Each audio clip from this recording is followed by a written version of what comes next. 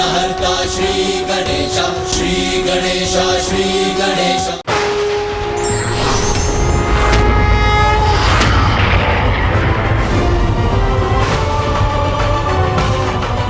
जय श्री राम।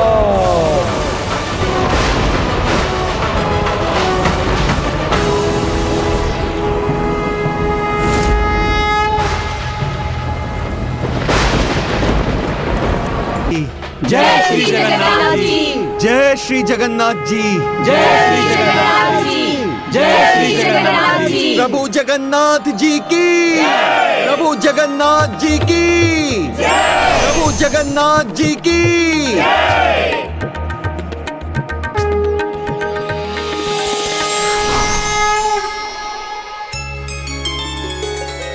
प्रणाम प्रभु। मुझे ज्ञात था भक्त हनुमान तुम अवश्य आओगे। प्रभु का काज हो और हनुमान ना आए? प्रभु ये भला कैसे संभव है? मेरे तो जन्म का उद्देश्य ही है प्रभु का काज। भक्त हनुमान मेरे प्रतीक, मेरे मंदिर के नील चक्र को थामने के लिए तुमने अपने अष्टभुज स्वरूप को प्रकट किया। आज के बाद मेरे जगन्नाथपुरी मंदिर के उत्तरी द्वार पर तुम इसी रूप में पूजे जाओ।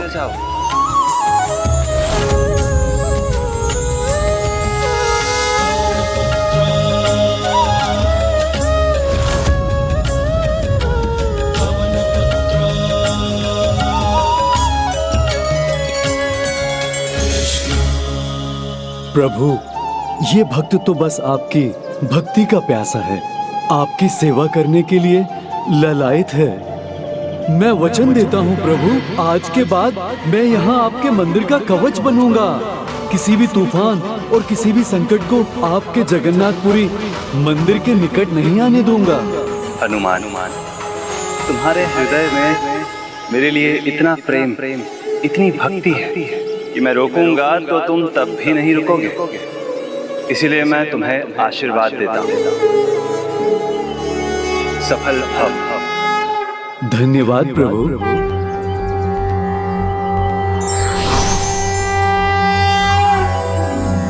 ओम हनु हनु हनु हनुमंत हठीले बैरहि मारु वज्र की कीले।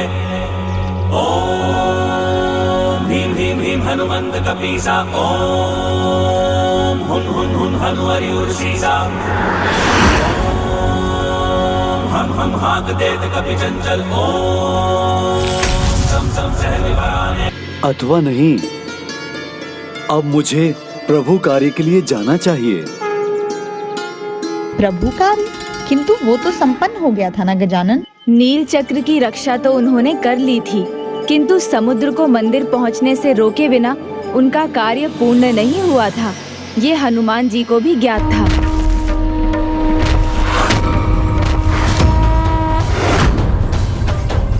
किंतु सागर तो अपने प्रयोजन में स्थिर थे। वो तो तीव्र गति से मंदिर की ओर बढ़ रहे थे। किंतु जब स्वयं संकट मोचन हनुमान मंदिर की रक्षा में थे तो वहां भला कैसा संकट।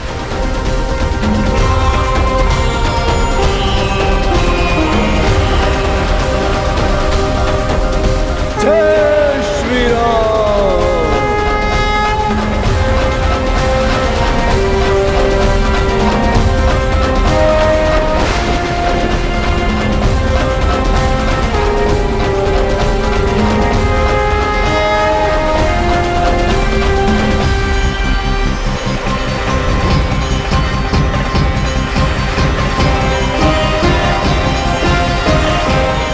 संसार में किसी भी कार्य को संपन्न करने के लिए राम नाम ही पर्याप्त है। इसलिए आप फिर आगे बढ़ने का साहस मत कीजिएगा।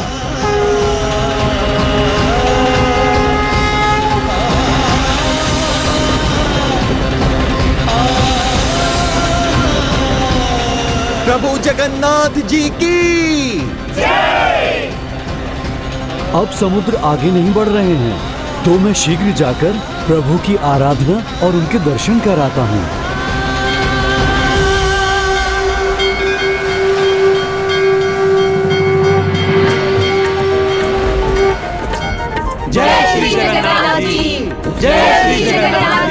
प्रभु जगन्नाथ जी की, प्रभु जगन्नाथ जी की, प्रभु जगन्नाथ जी की। भक्ति भाव से दर्शन करूंगा, प्रभु का आशीर्वाद प्राप्त करूंगा और शीघ्र ही अपने स्थान पर लौट जाऊंगा। प्रभु जगन्नाथ जी की, प्रभु जगन्नाथ जी की, प्रभु जगन्नाथ जी की।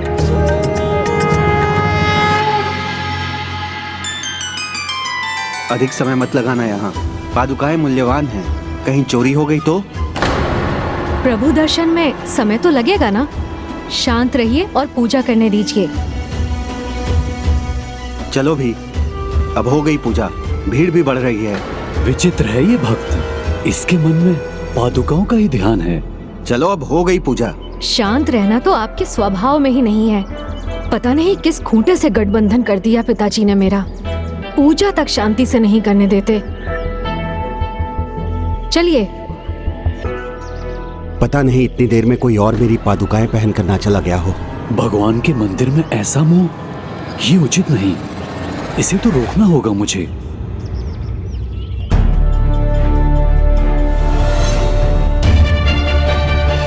देखा, मेरी पादुकाएं मेरे पाँव में नहीं समा रही हैं। संभवतः किसी ने चुरा लिया यहाँ से।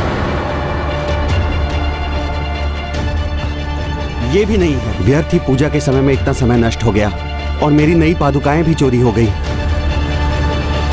देखा, ये पादुकाएं मेरी नहीं हैं, संभवतः बदल दिया किसी नई ने। ये भी नहीं है। शीघ्रता करने को कहा था मैंने, तुमने एक बात नहीं मानी मेरी। कोई और ले गया मेरी पादुकाएं। वस्तुओं का कैसा मोह, आज है कल नहीं रहेगी। निर्माण मोहा जित्संग दोषा अध्यात्म नित्या विनिवृत्त कामा द्वैर विमुक्ता सुख दुख संज्ञय गच्छन्ते मूढ़ा पदम वयम तथा। अर्थात जो मान और मोह से निवृत्त हो गए हैं, जिन्होंने संग दोष को जीत लिया, जो अध्यात्म में स्थित हैं, जिनकी कामनाएं मिट चुकी हैं और जो सुख दुख नामक द्वंद्वों से विमुक्त हो चुके हैं, वो उच्च पद को प्राप्त करते हैं। और वो यही संभव है, इसलिए यहाँ तो वो पुण्य मिलता है जो सदा साथ रहता है, जिसे कोई भी चोरी नहीं कर सकता। उसमें ध्यान लगाना चाहिए। धन्यवाद ब्राह्मण देवता, आपने मेरी आंखें खोल दी। मुझे मेरी भूल समझ आ गई। पादुकाओं में ही ध्यान लगा रहा और इनके मुंह में मैं प्रभु के दर्शन भी नहीं कर पाया। हम अभी भीतर जाकर उचित प्रकार से दर्शन करके आते हैं। अब मैं भी दर्शन करता हूँ।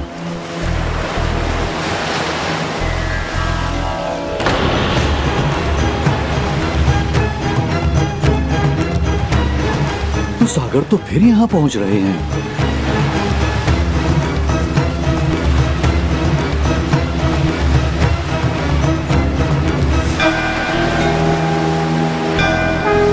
जय श्री राम।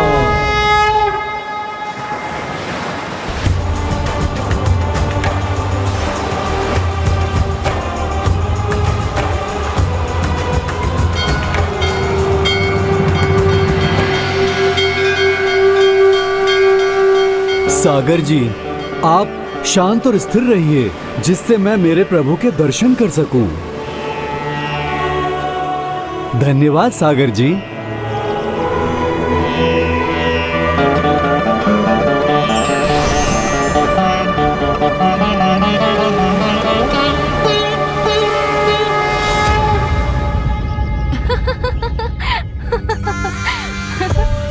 तुम प्रभु से क्या मांग रही हो बहन?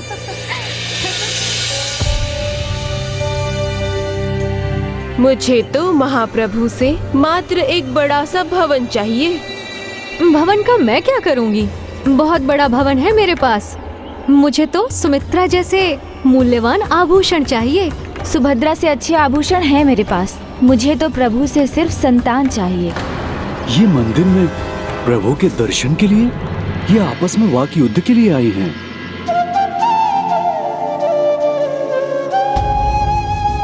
पुजारी जी, ये प्रभु के चरणों के पुष्प है ना? तब आप मुझ पर एक कृपा कीजिए। प्रभु के आशीर्वाद के रूप में यहाँ उपस्थित सभी भक्तों पर इनकी वर्षा कर दीजिए। एक भी पुष्प यदि झोली में आ गया तो प्रभु की कृपा पाने की कामना पूरी हो जाएगी। जय श्री जगन्नाथ।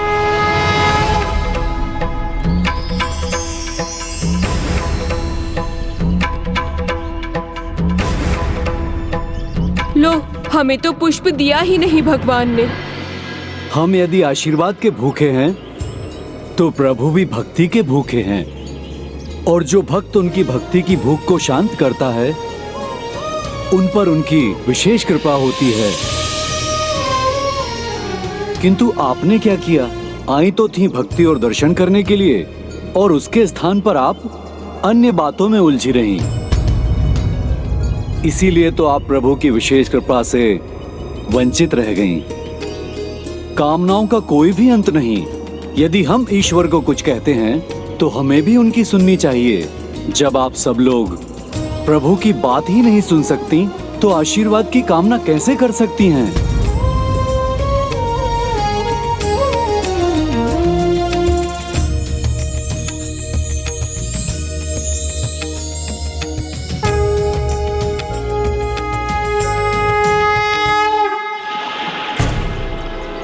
सागर जी तो पुनः उग्र हो रहे हैं।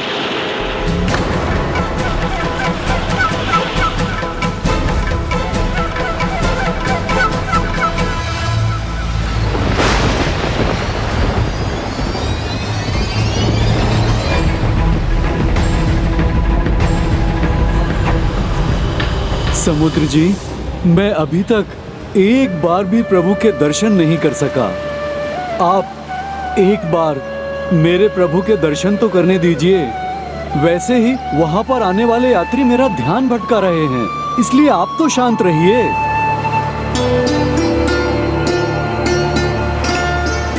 इस बार प्रभु के दर्शन अवश्य करूंगा मैं।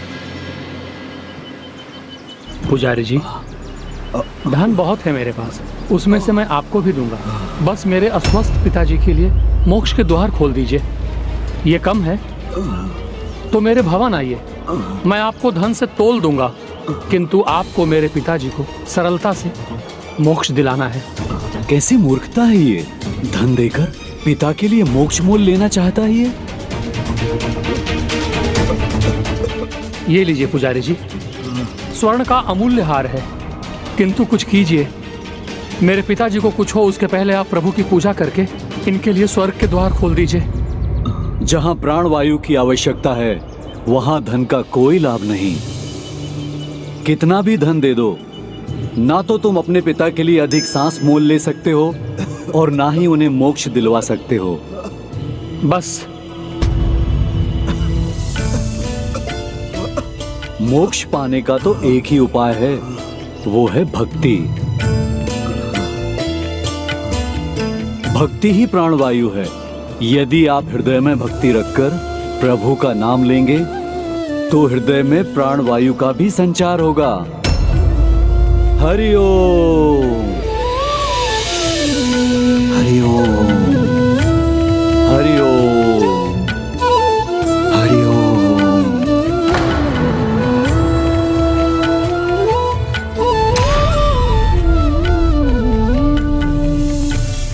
आप भक्ति भाव से इस शंख को बजाइए, आप स्वस्थ भी होंगे और प्राणवायु के मार्ग में कभी भी कोई कमी नहीं आएगी।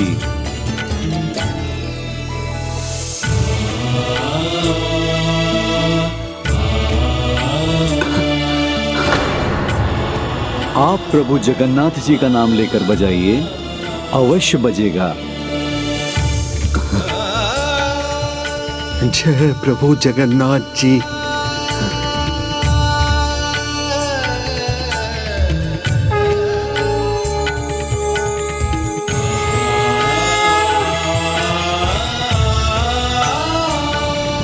अद्भुत, पिताजी कुशल हो गए।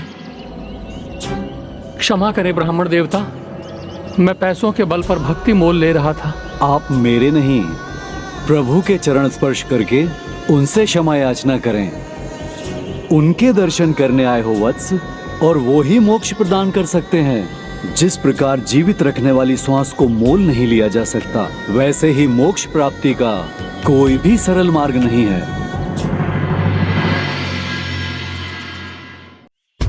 महान भक्त अपनी सेवा भक्ति से नहीं चूकते।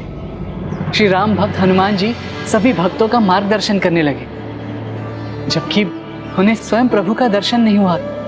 यही तो उनकी महानता है, जिनके सामने हम सभी नतमस्तक हैं।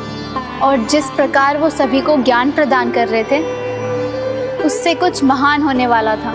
महाभक्त हनुमान जी ने ये सुनिश्चित कर दिया था कि उस दिन से कोई भी भक्त प्रभु के मंदिर आए तो वो बिना किसी भटकाव के सच्ची भक्ति के साथ वहाँ पहुँचे। किंतु ये कैसे किया उन्होंने?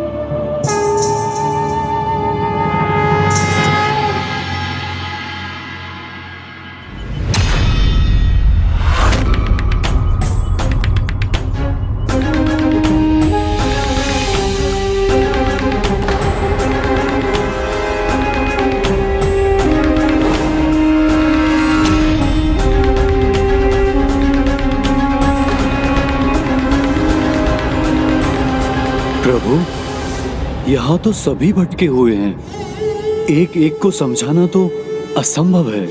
अब आप ही कोई मार्ग दिखाइए।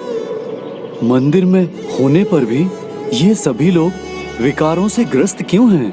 यहाँ तो इनके मन में केवल एक ही विचार होना चाहिए, प्रभु की भक्ति का।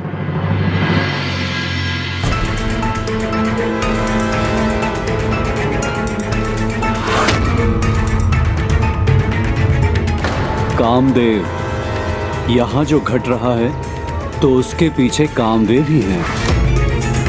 कामनाओं से मुक्ति ही सच्चे अर्थ में प्रभु का दर्शन है। व्यक्ति का मन कामनाओं से ग्रसित हो तो प्रभु मिलकर भी नहीं मिल पाते।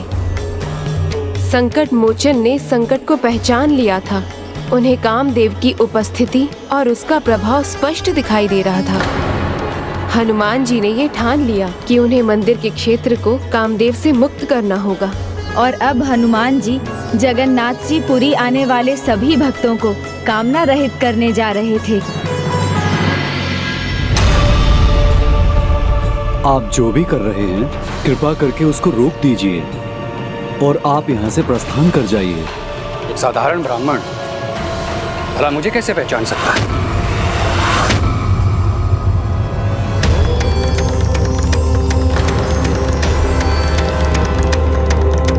ये सब क्या है? आप कौन है ब्राह्मण देवता? श्रद्धा, भक्ति और समर्पण मंदिर के प्रांगण में केवल यही भाव होना चाहिए, किंतु ये सब कामनाओं के विकार से ग्रस्त हैं, जो कदापि नहीं होना चाहिए। इसलिए आपसे आग्रह है, इस पवित्र स्थान को अपने प्रभाव से मुक्त कीजिए कामदेव। बस, मुझे चेतावनी देने वाले आप होते कौन? मैं यहाँ से क्यों जाऊँ, वो भी एक साधारण ब्राह्मण के कहने? कदापि नहीं। मैं साधारण ब्राह्मण हूँ या असाधारण, इसका ध्यान करने के स्थान पर आप ये सोचिए कि पुरी धाम बड़ी कठिनाइयों के बाद जगत स्थान के लिए अलौकिक से लौकिक धाम बना है। यदि यहाँ भी काम से ग्रस्त होकर दूषित भावनाओं के साथ भक्त यहाँ आएंगे तो भला प्रभु का आशीर्वाद कैसे पाएंगे? यही तो मेरा कार्य है। किसी को अपने मन में भाव नहीं लाने हैं तो ना ला। इसका चुनाव तो प्रत्येक व्यक्ति स्वयं कर सकता है, और ईश्वर ने इसी काम के लिए मुझे रचा है। इसी प्रकार प्रकृति को आगे बढ़ाने में सहयोग देता हूँ मैं। अवश्य कामदेव, इस संसार को आपकी आवश्यकता है, किंतु प्रत्येक स्थान पर नहीं।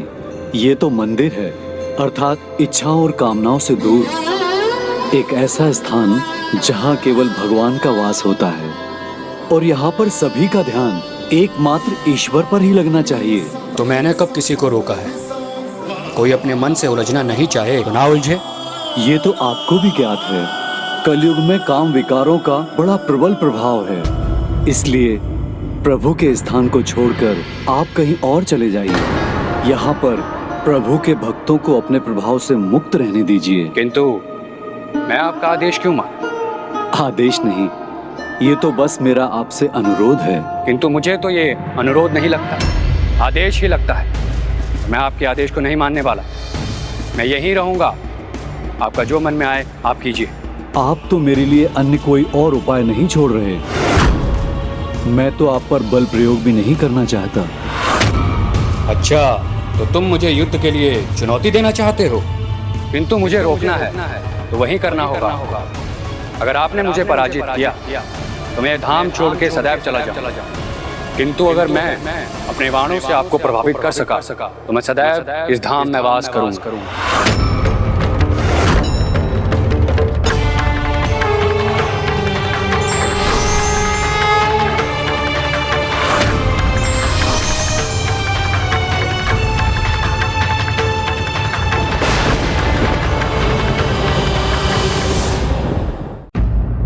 कामदेव, आप एक बार पुनः विचार कर लीजिए। आप मुझे अपना कार्य करने से नहीं रोक सकते हनुमान जी। मैं अभी भी अपनी चुनौती पर अड़िग हूँ। मेरे बाणों के प्रभाव से कोई नहीं बच सकता। उचित है, फिर मुझे आपकी चुनौती स्वीकार है। तो फिर प्रथम बार आप ही कीजिए हनुमान जी।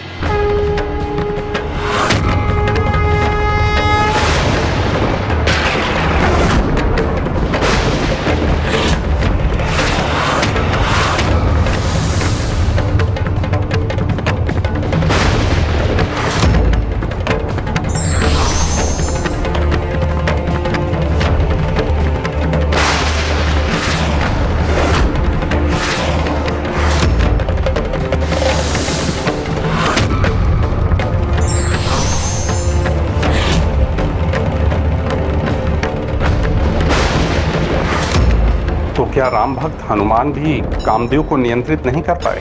अभी तो युद्ध आरंभ ही हुआ था पुष्पदंत जी। राम भक्त हनुमान कामदेव के समक्ष मात्र महाबली नहीं अपितु राम भक्त हनुमान थे। अतः ये युद्ध अस्त्रों की शक्ति से नहीं, भक्ति की शक्ति से लड़ा जाने वाला था। अब मेरी बारी है हनुमान जी। मेरे दिव्य 5 बाणों से आज तक कोई सुरक्षित बच नहीं पाया। आप भी बच नहीं पाए और मैं सदैव इस धाम में पास करूंगा।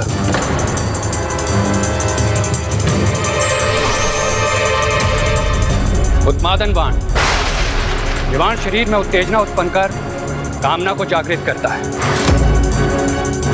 ये मेरे 5 बाणों में से प्रथम और अचूक बाण है। इसका कोई काट नहीं।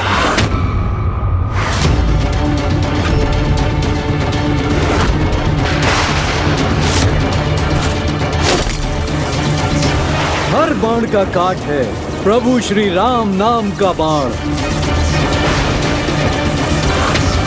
जय श्री राम।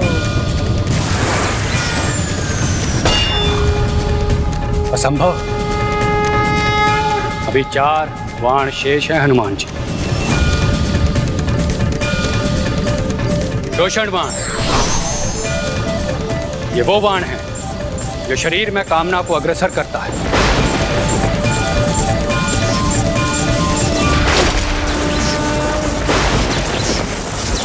जय श्री राम।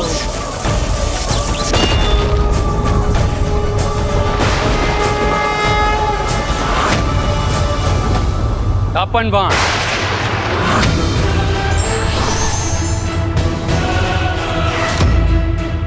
आप मेरे 2 बाणों को नष्ट करने में सफल हुए हनुमान जी, मगर ये मेरा तीसरा और सर्वशक्तिशाली बाण है। इसको आपकी गदा भी नहीं रोक पाएगी। मैं आपको फिर कहता हूँ, अभी भी समय है, आप लौट जाइए, नहीं तो प्रभु श्री राम का नाम लेते ही आपका ये अति बलशाली बाण भी व्यर्थ हो जाएगा।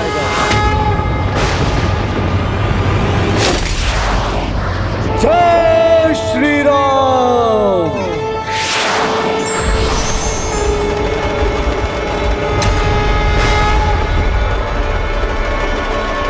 अभी 2 बाण शेष हैं हनुमान जी। अपना बचाव कीजिए। सम्मोहन बाण।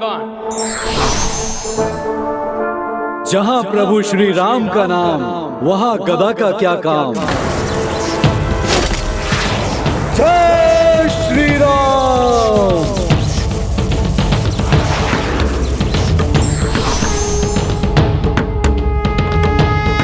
स्तंभन बाण। ये बाण छोड़ते ही आप स्तंभित हो जाएंगे। फिर अपने मुख से आप प्रभु श्री राम जी का नाम भी नहीं ले पाए।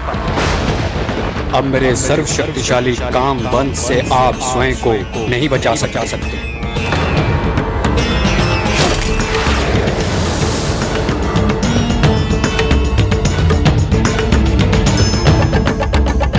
देखा हनुमान जी, आप मेरे स्तंभन में आ ही गए।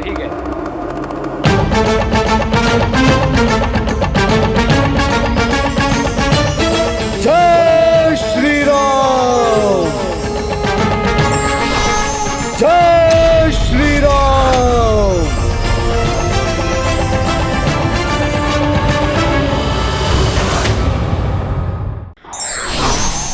मेरे सभी बाणों को आपने नष्ट कर दिया हनुमान जी। ऐसा तो आज से पहले कभी नहीं हुआ था।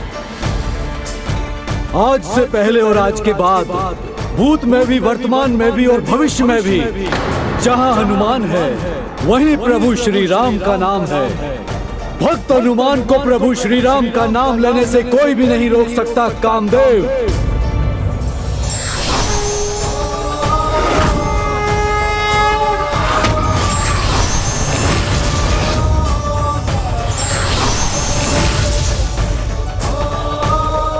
आपके सभी बाण तो नष्ट हो गए कामदेव, किंतु अभी मेरे सभी बाण सुरक्षित हैं, क्योंकि मेरे तो रोम रोम में प्रभु श्री राम का वास है। श्री राम सीता राम सीता राम सीता राम राम।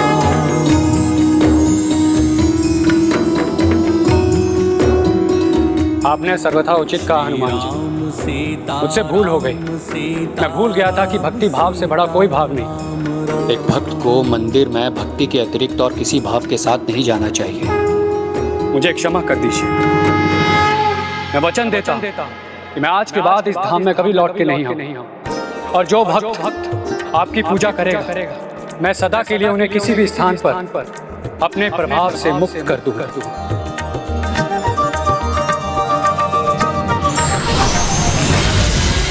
प्रभु जगन्नाथ जी की जय। प्रभु जगन्नाथ जी की जय। प्रभु जगन्नाथ जी की। ये मेरे मन में किस प्रकार का भाव आ रहा था? मैं तो यहाँ प्रभु दर्शन के लिए आया हूँ। प्रभु जगन्नाथ जी की जय।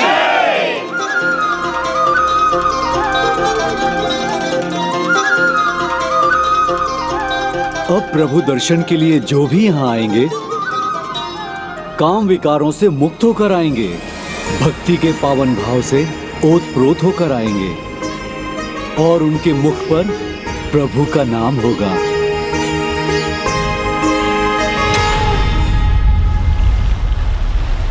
मुझे सागर जी को रोकने फिर जाना होगा।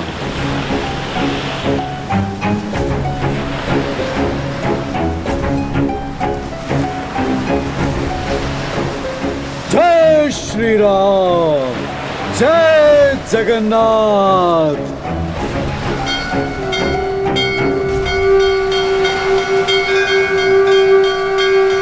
अब मैं पीछे मुड़कर ही नहीं देखूंगा, अन्यथा फिर मुझे प्रभु के दर्शन की प्रबल इच्छा होगी।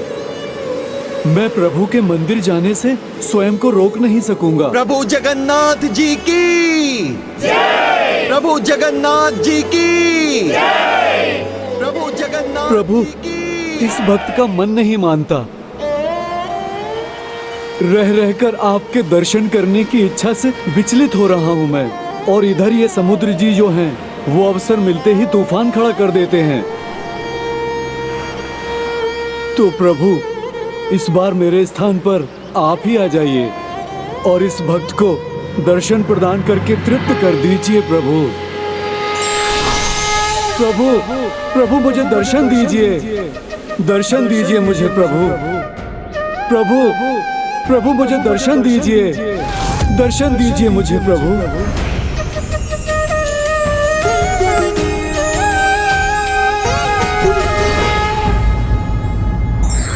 विकार का आकार कितना भी छोटा क्यों ना हो, ईश्वर से दूर ही करता है। ईश्वर का वास्तविक दर्शन विकार रहित होकर मिल सकता है।